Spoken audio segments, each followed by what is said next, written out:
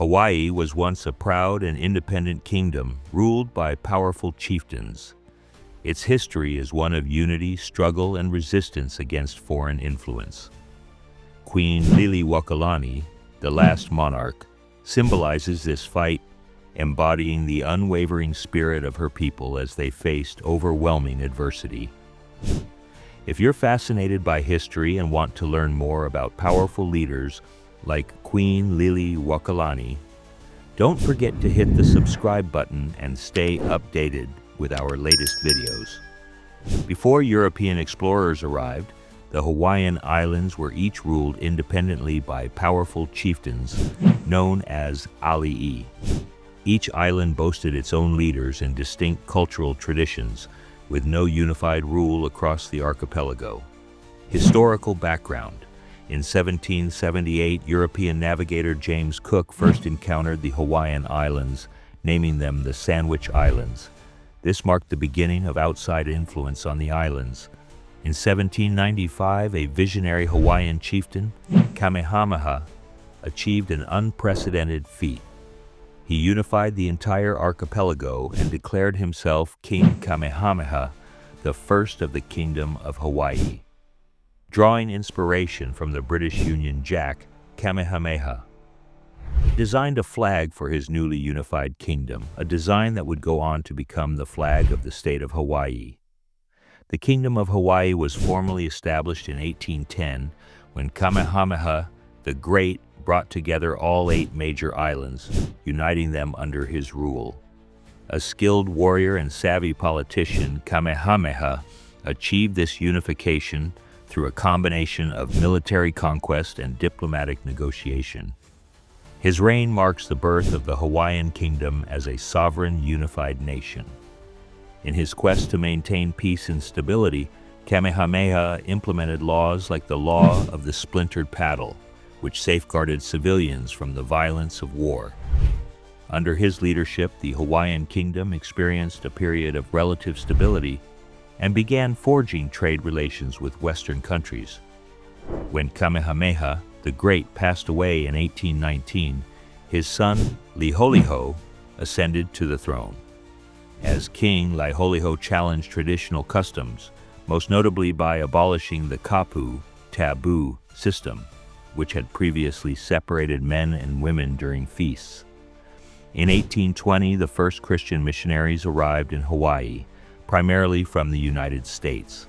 These missionaries had a profound and lasting impact on Hawaiian society, introducing new educational systems, religious reforms, and a written language that would reshape the island's culture for generations to come. Challenges to Hawaiian sovereignty, economic control. As Western immigrants, particularly Americans, began to settle in Hawaii, they quickly gained control over the sugar plantations and land ownership. This shift in power undermined the economic position of the native Hawaiian population, as much of the land and wealth were concentrated in the hands of foreign settlers. Diseases. The arrival of Europeans brought devastating infectious diseases, such as smallpox and measles, to the islands. These diseases decimated the native Hawaiian population, reducing their numbers drastically and leaving them vulnerable to further outside influence and control. Lahaina as the capital, 1820 to 1845. Between 1820 and 1845, Lahaina served as the capital of the Hawaiian Kingdom. During this time, the island's political and economic landscape began to shift as the kingdom navigated increasing pressure from foreign powers. 1835, the first sugarcane plantation. In 1835, the first sugarcane plantation was established on Kauai, marking the start of a major transformation in Hawaii's agricultural economy. Sugar production would go on to dominate the islands, drawing foreign investment and labor that would forever alter Hawaii's social and economic fabric. This industry played a crucial role in the island's increasing dependence on outside interests, further eroding the sovereignty of the native Hawaiian population. 1836, the King's Band. In 1836, King Kamehameha III established the King's Band, a musical ensemble that quickly became a beloved part of daily life in Hawaii. Over time, this band evolved into the Royal Hawaiian Band, a cultural institution that continues to entertain audiences in Hawaii and around the world, preserving the rich musical heritage of the islands. 1845. Honolulu becomes the capital.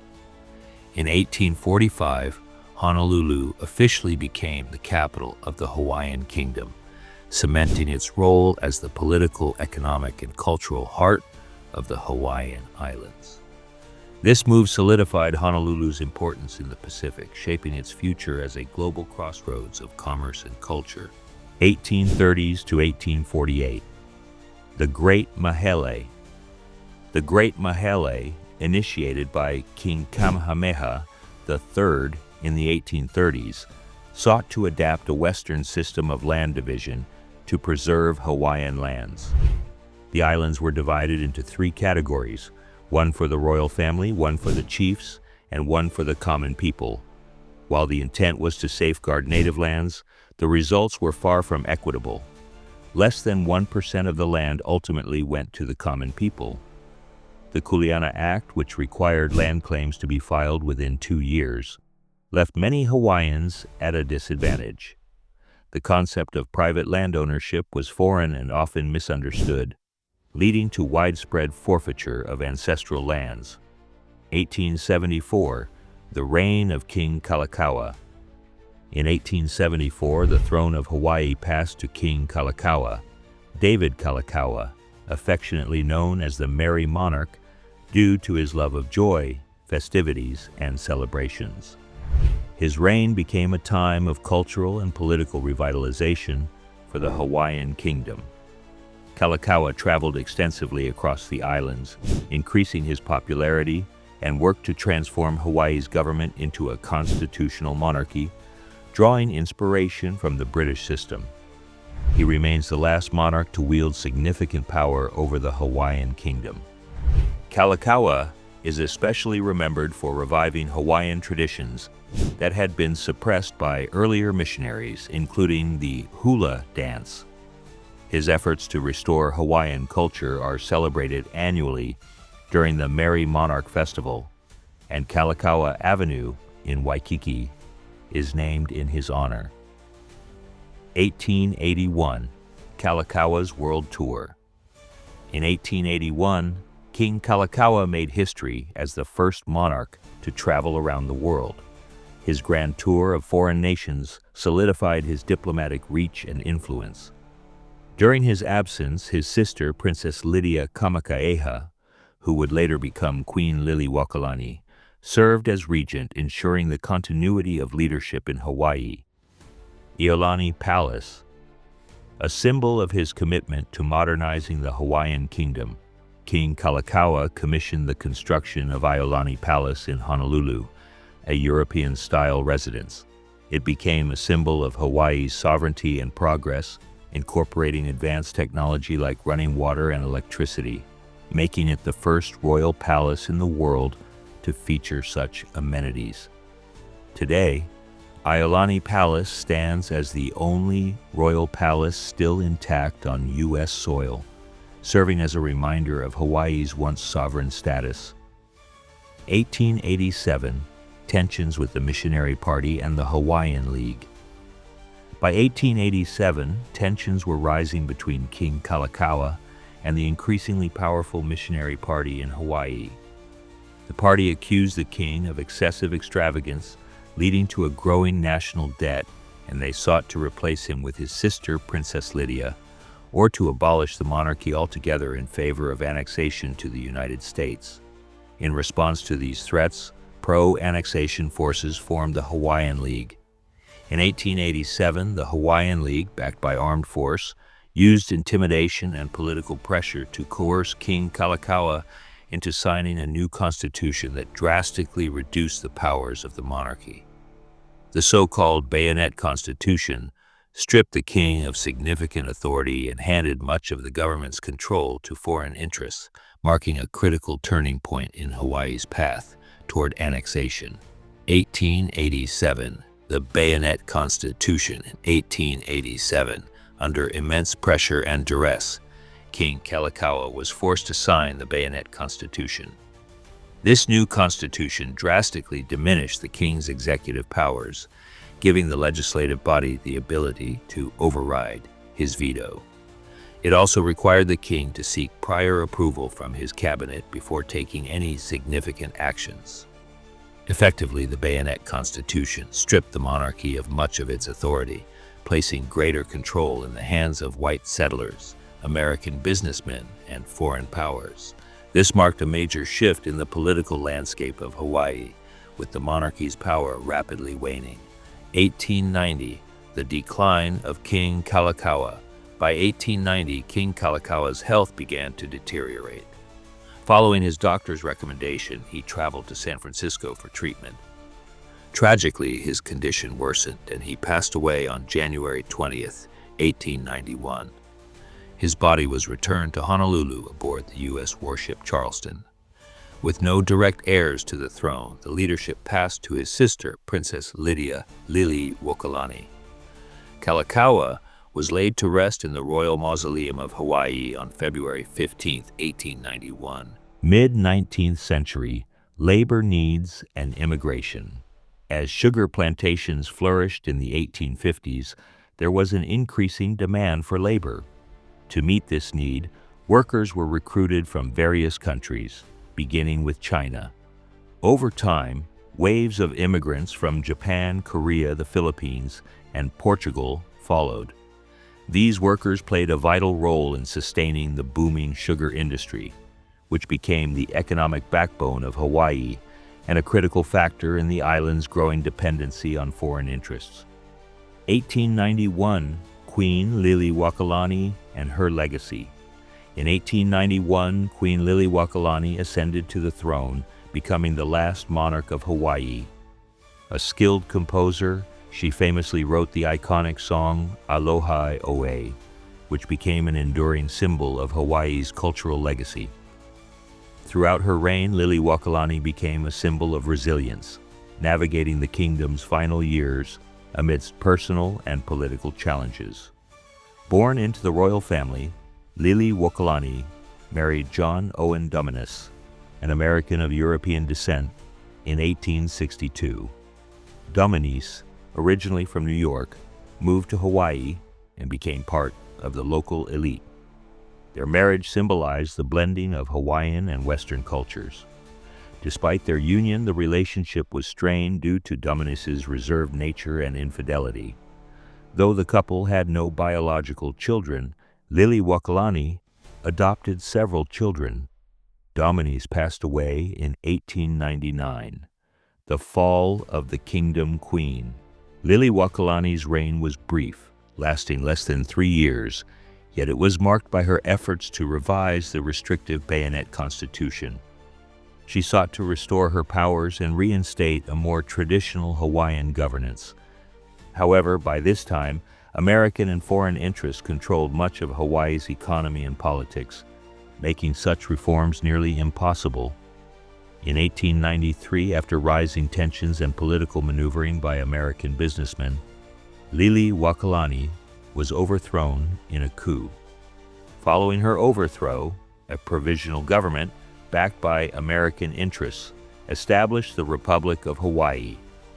U.S. President Grover Cleveland investigated the matter with the Blount Report, which concluded that the overthrow had been illegal and recommended that Liliuokalani be reinstated.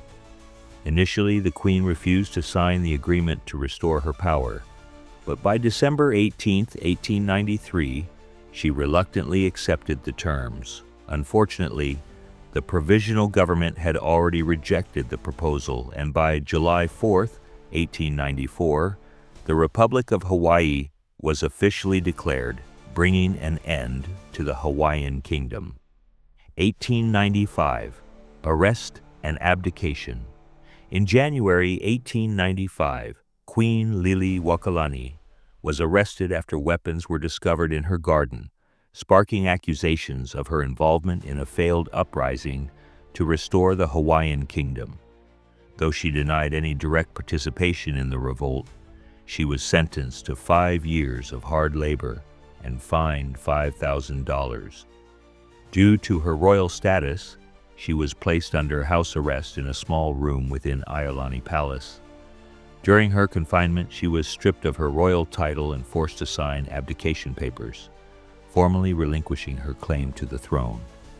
After being released in 1896, Liliuokalani returned to her Honolulu residence, where she focused on charitable work, cultural preservation, and advocating for the rights of Native Hawaiians. Later years and legacy. In her later years, Queen Liliuokalani wrote her memoir, Hawaii's Story by Hawaii's Queen, in which she recounted her reign and the heartbreaking loss of the Hawaiian kingdom. Through her writing, she sought to raise global awareness of Hawaii's plight, sharing the story of her people's lost sovereignty. Despite her declining health, her dedication to preserving Hawaiian culture and traditions remained unwavering. Liliuokalani also spent considerable time in the United States trying to seek restitution for the $450,000 in property losses resulting from the overthrow of her kingdom. Unfortunately, her efforts were unsuccessful, though the Hawaiian government did grant her a modest annual pension of $4,000, along with income from a 24-square-kilometer sugar plantation to support her. Queen Liliuokalani passed away on November 11, 1917, in Honolulu at the age of 79, following a stroke. She was buried in the Royal Mausoleum of Hawaii on November 18, 1917. Hawaii's transition to U.S. territory. In 1898, Sanford Dole, President of the Republic of Hawaii, transferred the sovereignty of the Republic to the United States, marking the official end of the Hawaiian Kingdom. Hawaii became a U.S. territory under American rule. The annexation, driven by strategic and economic interests, including the establishment of a military base at Pearl Harbor, further eroded Hawaiian sovereignty and culture.